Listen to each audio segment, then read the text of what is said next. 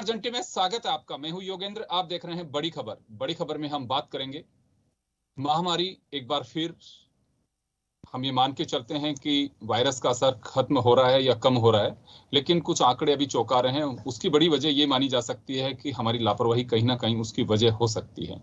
हमें अभी सावधान रहना है। लगातार अपील की जा रही है चैनल्स के माध्यम से, मीडिया के माध्यम से, सोशल मीडिया के माध्यम से कि 2 गज दूरी, मास्क जरूरी। आपका वैक्सीनेट होने के बाद भी आपको सावधानी बरतनी है। चिकित्सक आपको सलाह देते हैं, आप दिखाने भी जाते हैं तो पहले यही कहते हैं कि आप मास्क को पहनिए, ठीक से पहनिए, ऐसे पहनना चाहिए। वो एक, हम सब लोग एक रेस्पॉन्सिबिलिटी, हमारी एक मोरल ड्यूटी मान के चलते हैं, लेकिन दिल है कि मानता नहीं। मास्क को तुरंत हटा देते हैं, भीड़ में हम जाके घुस जाते हैं। और वही बड़ी वजह है कि आंकड़े थोड़े से अब मुझे लगता है कि चौंकाने वाले आने लग गए हैं। हम जिस स्पीड से डाउन चले गए थे कि चलिए कोरोना से हम राहत की सांस लेंगे, रोजी रोटी पटरी पे लौटेगी, लेकिन अगर यही हालात रहे तो वापस हमें लॉकडाउन में जाना पड़ सकता है। डेल्टा प्लस के कुछ जगह केसेस भी मिले हैं। ये कितने खतरनाक हो सकते हैं, नहीं हो सकते हैं, कहना बहुत जल्दबाजी होगा, क्योंकि अभी दूसरी लहर से हम बाहर निकल रहे हैं। निकले नहीं है, निकल रहे हैं। केरल में आंकड़े चौंका रहे हैं। साउथ के कई जो राज्य हैं वहाँ स्थितियां थोड़ी सी अभी जिन राज्यों से कम हुआ है वहां से ज्यादा कहे जा सकते हैं। पिछले 24 घंटे में आंकड़े बढ़ गए हैं। तो कोई तो ऐसी वजह है। हमारी चिकित्सक लगातार हमारे साथ जुड़ते हैं। डॉक्टर सारिका वर्मा गुरुग्राम से हमारे साथ लगातार पेंडेमिक में जुड़ी रही हैं, एक बार फिर हमारे साथ में हैं। डॉक्टर विजय शर्मा जी जयपुर से हमारे साथ जुड़ रहे हैं, सीनियर डॉक्टर हैं। डॉक्टर PR गुप्ता जी हमारे साथ में जुड़ रहे हैं, सभी सीनियर डॉक्टर्स हैं। सभी का स्वागत है। डॉक्टर सारिका, आपके पास आना चाहूंगा मैं। डेल्टा वेरिएंट को लेकर भी मैं कहीं पे पढ़ रहा था कि कान के पास में सूजन, दर्द, आपकी नाक अगर बहती है, सिर दर्द अगर लगातार हो रहा है तो डेल्टा प्लस के कुछ लक्षण दिखाई दे सकते हैं। ऐसे कुछ चीजें आ रही हैं कि, या फिर अभी सोशल मीडिया पे सब कुछ ऐसे ही चल रहा है? देखिए, अभी ऑन द ग्राउंड तो अभी कोई गुड़गांव में या दिल्ली में तो अभी डेल्टा प्लस वेरिएंट आया नहीं है। लेकिन मैं उम्मीद कर रही हूँ कि जो डेल्टा प्लस, क्योंकि अब डेल्टा वेरिएंट का सेकेंड वेव जो इंडिया में आया था उससे हम लोग काफी हद तक निकल चुके हैं। तो ऑलमोस्ट सभी को या तो उसका एक्सपोजर हो चुका है या वैक्सीन लग चुकी है। तो होपफुली हम डेल्टा प्लस वेरिएंट शायद इतना तंग नहीं करेगा। लेकिन मेरी फ्रांस के एपिडेमियोलॉजिस्ट से बात हो रही थी तो वो ये कह रहे थे वेरिएंट तो हर थोड़े दिन में बनते हैं, लेकिन प्रॉब्लम ये होती है जब आप एक ऐसा माहौल क्रिएट कर देते हैं रैलियों के जरिए या कुंभ मेला के जरिए, रिलीजियस मीटिंग की वजह से, तो वो वेरिएंट को एक वोल्केनो की तरह फटने में हेल्प करता है और पूरे देश में फैलाता है। तो अभी इम्पोर्टेंट ये है, हमें पता पिछले 1.5 साल में कई ऐसे वेरिएंट आ चुके हैं और कई घातक वेरिएंट भी है। डेल्टा वेरिएंट जो था बहुत ज्यादा घातक इसलिए बन गया क्योंकि हमने उसको फैलाने के लिए कोई कसर नहीं छोड़ी। हमने लाखों लोगों की रैलियां करी, लाखों करोड़ों, ऑलमोस्ट 94 लाख लोग कुंभ मेला में जुड़े और फिर वो मिसाइल की तरह पूरे देश में फैला। और अगर एक आदमी ने 40 लोगों को भी एक्सपोज किया तो कम से कम हम लोग ने 40 करोड़ लोगों को इसका एक्सपोजर दिया है। तो डेल्टा और डेल्टा प्लस एंड नहीं है इसका, ये आगे भी आते रहेंगे।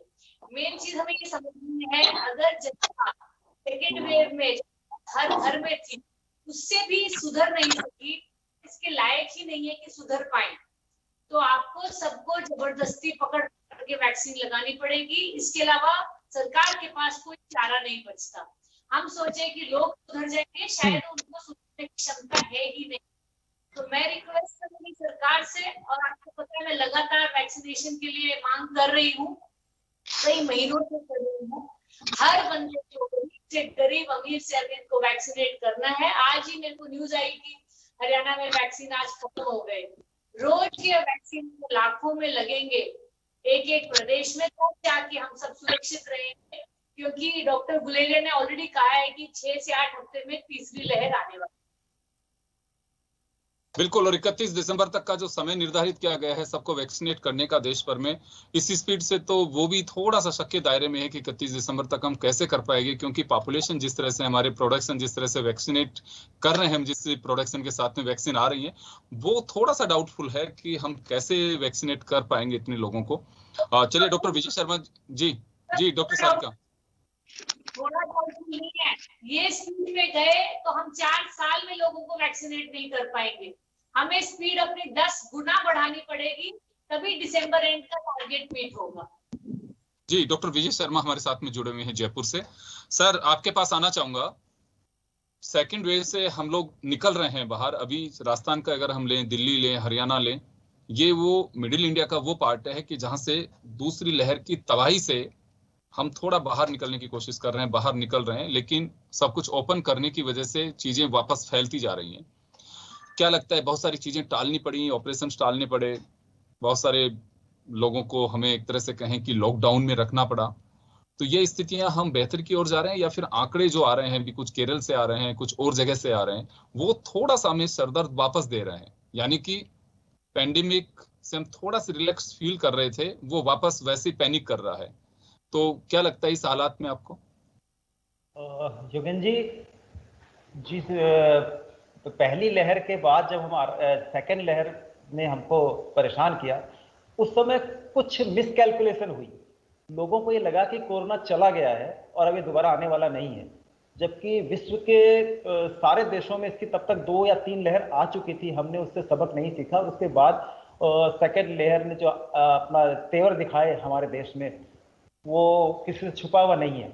हमारे सारे संसाधन सीमित रह गए, संसाधनों की कमी रह गई, चाहे वो डॉक्टर्स के रूप में हो, चाहे दवाइयों के रूप में हो, चाहे ऑक्सीजन सिलेंडर्स के रूप में हो। और उस समय जो हम लोगों ने जो हेल्पलेसनेस देखी, हमारे पास रोज फोन आया करते थे कि सब बेड नहीं है, दवाइयाँ नहीं है, रेमडेसिविर नहीं है, ऑक्सीजन नहीं है। मैं सच कह रहा हूँ कि मेरे 25 से 30 साल के कैरियर में इतनी हेल्पलेसनेस हमने कभी महसूस नहीं करी कि हम चाहते थे हम लोगों की हेल्प करें, तब भी हम हेल्प नहीं कर पाए। लोग डेफिनेटली बहुत परेशान थे, मौतें हुई हैं, लोगों ने बहुत जबरदस्त तरीके से सफर किया, फैमिली की फैमिली बर्बाद हो गई है। वो एक इशू था, उससे हम थोड़ा थोड़ा सा अब निकलने लगे हैं। रही बात आपकी दूसरी बात का जवाब दूंगा कि उस समय सब चीजें हमने रोक दी। मैं एक ऑर्थोपेडिक सर्जन हूँ, जॉइंट रिप्लेसमेंट सर्जन हूँ। मैं बोन से रिलेटेड प्रॉब्लम की सर्जरी करता हूँ। तो उस समय हमने सारी सर्जरियां रोक दी थी, प्लान सर्जरी रोक दी थी। लॉकडाउन की वजह से, हमारे फ्रैक्चर की वजह से भी जो सर्जरी होती थी हमने सब रोक दी। गवर्नमेंट के भी इंस्ट्रक्शन थे और हमने भी सारी सर्जरी रोक दी थी। तो इसकी वजह से जो फॉलोअप के पेशेंट थे वो हमारे पास रूटीन में आना चाहते थे, वो भी नहीं आ पाए। उनका ट्रीटमेंट डिले हो गया, कुछ में कॉम्प्लिकेशन भी हुए ट्रीटमेंट रोकने की वजह से। और कुछ लोगों को अपने इलाज या सर्जरी नहीं कराने की वजह से परेशानियां भी उठानी पड़ी। बहुत बड़ा तबका ऐसा था जो इलाज नहीं ले पाने की वजह से परेशान हुआ। लेकिन इन सब परेशानियों के बाद भी सेकेंड वेव को किसी तरह से कंट्रोल कर पाने में हम सफल हुए और हम उससे अब निकलते जा रहे हैं। लेकिन सबसे बड़ी परेशान करने वाली बात जो है, जो दुखद बात है, जो डॉक्टर सारिका ने भी बताया कि लोगों ने इसे सीखा नहीं। अभी जो स्थिति हमको देखने को मिल रही, हमें देखने को मिल रही है, वो बहुत ही ज्यादा डरावनी है और बहुत ही ज्यादा डिप्रेस करने वाली है। लोगों का बिहेवियर इस तरह से हो गया है कि जैसे कुछ हुआ ही नहीं उनके साथ, और अब आगे भी कुछ होने वाला नहीं है। जी, हम रोज जाते हैं, मास्क, मैं सच बताता हूं 70 से 80% लोगों के चेहरे पे मास्क नहीं होता है, और अगर होता है तो बहुत गलत तरीके से होता है। सोशल डिस्टेंसिंग नाम की कोई चीज नहीं है। सबसे परेशान करने वाली बात तो जिसमें आश्चर्य होता है कि जिनके घरों में डेथ हो गई है कोरोना की वजह से, उनके परिवार वालों ने भी कुछ सीखा नहीं है। वो भूल गए उस बात को, और वो वापस एक तरह से इसको आप चाहे जीवन का एक चक्र मानिए या एक तंत्र की कुछ परेशानियां मानिए, भागदौड़ की जिंदगी की मानिए, कि वो सब पुराने वाले ढर्रे में ही आ चुके हैं। तो इस अभी जैसे मैं कल वो कुछ पढ़ रहा था कि हिमाचल में जो मनाली, कुल्लू, शिमला में कितने लोगों की भीड़ है, किसी के चेहरे पे मास्क नहीं है, रूम नहीं है वहां पर। तो ऐसा क्या हो गया कि आप अभी 15 दिन भी नहीं हुए हैं उस पीक को गए हुए, 20 दिन भी नहीं हुए उस पीक के गए, और आप ऐसे पागल हो गए हैं। अभी आपको पता है कि थर्ड वेव आने की पूरी संभावना है। वैक्सीनेशन नहीं हुए लोगों के अभी, और 18 साल से नीचे के बच्चों को तो वैक्सीनेट हुआ ही नहीं है। और डॉक्टर साहब, आप भीड़ जो जिस क्राउड का बात कर रहे हैं, उसके नीचे लोग ये भी अपने कमेंट्स दे रहे हैं कि अभी मनाली में होटल्स में जगह नहीं है, बाद में हॉस्पिटल्स में जगह नहीं मिलेगी अगर इसी तरह से लापरवाही रही तो। डेफिनेटली सर, डेफिनेटली हॉस्पिटल में जगह पहले भी नहीं थी, और लोग पैसे के, मैं सच कह रहा हूं योगेंद्र जी, लोग अटैचिया ले लेके खड़े थे हॉस्पिटल में कि आप पैसे जमा कर लीजिए, हमें बेड दे दीजिए, हमें ऑक्सीजन दे दीजिए, और तब भी उनको बेड नहीं मिले थे। और आज वही स्थिति भूल के लोग वापस उस स्थिति में जाने के लिए कोई कसर नहीं छोड़ रहे हैं। तो मैं ऐसे लोगों से निवेदन करूंगा कि प्लीज प्लीज प्लीज हाथ जोड़ के निवेदन करूंगा कि आप इस स्थिति को समझे, आने वाली परिस्थिति की, तीसरी वेव की भयानकता को समझे, अपने परिवार को और अपने आप को इस स्थिति से बचाने के लिए जो भी कोशिश कर सकते हैं वो करने का अभी समय है, क्योंकि वो थर्ड वेव आने के बाद और वापस उस कूच चक्र में फंसने के बाद आप कुछ भी नहीं कर पाएंगे। मैं डॉक्टर साहब वापस लौटूंगा आपके पास में। डॉक्टर पीआर गुप्ता साहब हमारे साथ जुड़ गए हैं। गुप्ता साहब काफी इस समय उनका शेड्यूल काफी टाइट है। हमने गुजारिश की है उनसे कि कुछ समय आप दे दीजिए हमें। राजस्थान में कोरोना के मैनेजमेंट को बहुत नजदीक से देखा है डॉक्टर साहब आपने। अभी जो आंकड़े हैं वो थोड़ा सा हमें तकलीफ दे रहे हैं, बढ़ते वापस से जो बढ़ने शुरू हुए हैं साउथ में कुछ राज्यों में।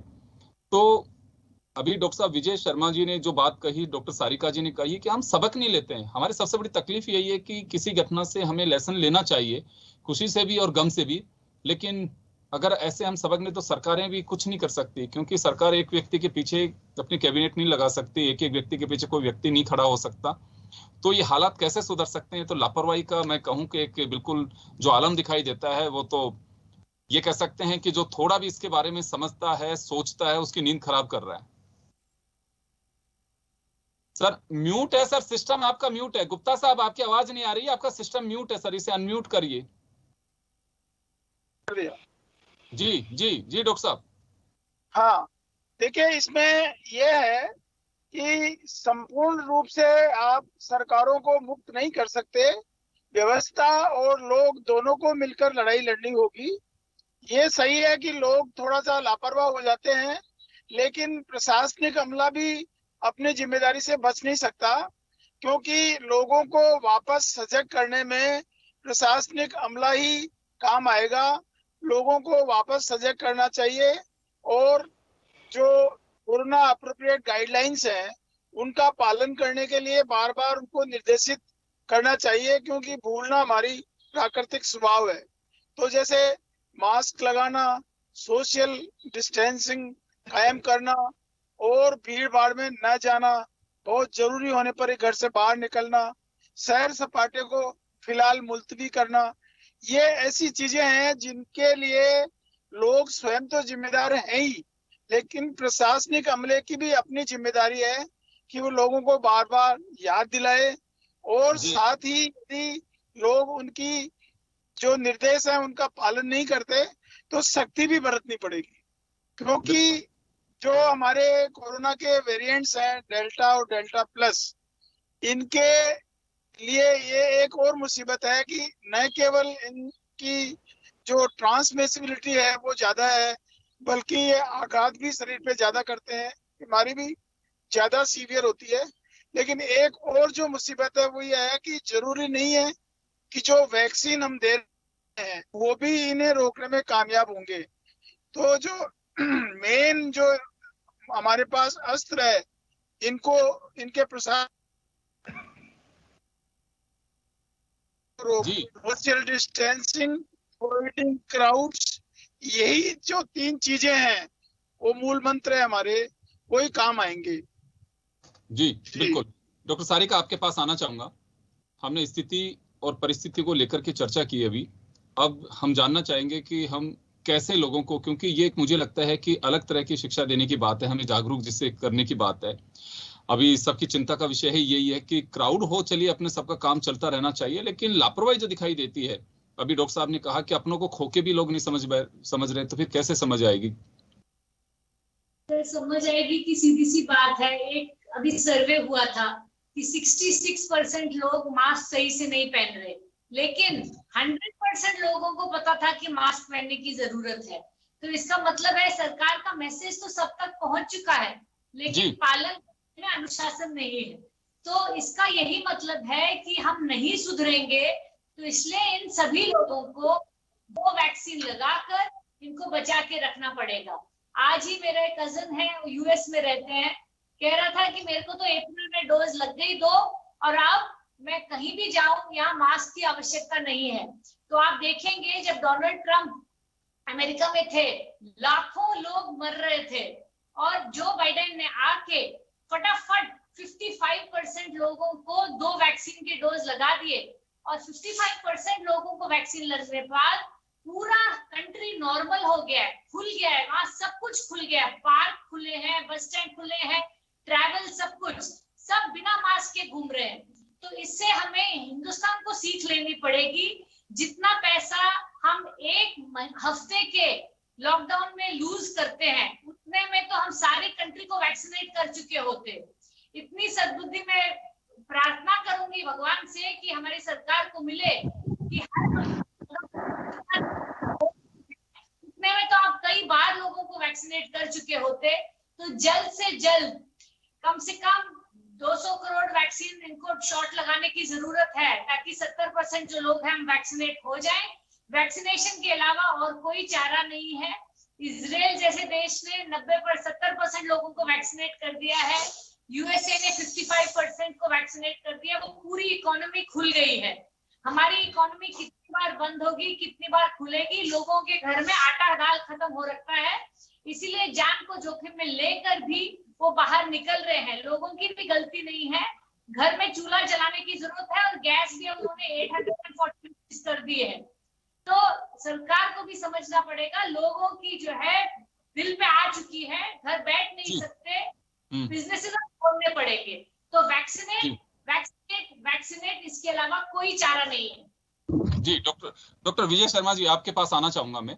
परिस्थितियां जिसको लेकर हमने चर्चा की और बड़ी तकलीफ की बात है, आप लोगों ने काफी एक्सपीरियंस भी शेयर किया, हमने तस्वीरें भी देखी हैं। लेकिन अब जैसे डॉक्टर सारिका कह रही हैं कि वैक्सीनेशन के अलावा कोई चारा नहीं है फिलहाल, क्योंकि हमारी जनता समझती नहीं है। किसी को भी ये लगता है कि मरना तो है ही, लेकिन रोजी रोटी कमा के मरे, पेट तो भरना ही होगा। बहुत सारे लोग ये भी सोच के चलते हैं। और जब हमारे सर्वे कहता है कि 65% लोग अभी भी मास्क को ठीक से वियर नहीं करते हैं, ये एक अपनी एक अलग चुनौती है हमारे सामने। तो सर ऐसे में क्या जाना चाहिए अब? मैं डॉक्टर सारिका की बात से पूरी तरह से सहमत हूं कि इससे बचने का सिर्फ और सिर्फ एक ही तरीका है कि पूरी पॉपुलेशन को वैक्सीनेट किया जाए। अब वैक्सीनेट करने में जो समस्याएं आ रही हैं वो तो सरकार और प्रशासनिक अमलों को ही डील करने की बात है।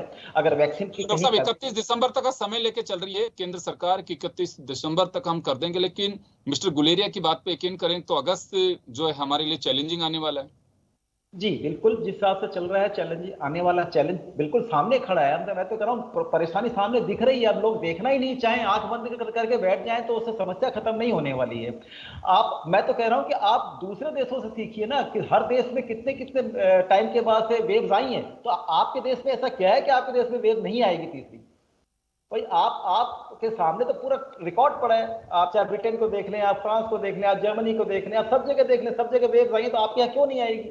आपके पास तो आने के ज्यादा कारण मौजूद बैठे हैं यहाँ पर। तो इसका सिर्फ और सिर्फ एक ही तरीका बचता है कि सबको वैक्सीनेट किया जाए। और वैक्सीनेशन करने में जो प्रॉब्लम आ रही है उसको दूर करना गवर्नमेंट और एडमिनिस्ट्रेशन का ही काम है। अगर एक वैक्सीन की आपूर्ति से काम नहीं हो पा रहा है तो आप 2 वैक्सीन उपलब्ध कराइए, आप 3 उपलब्ध कराइए, आप 4 उपलब्ध कराइए।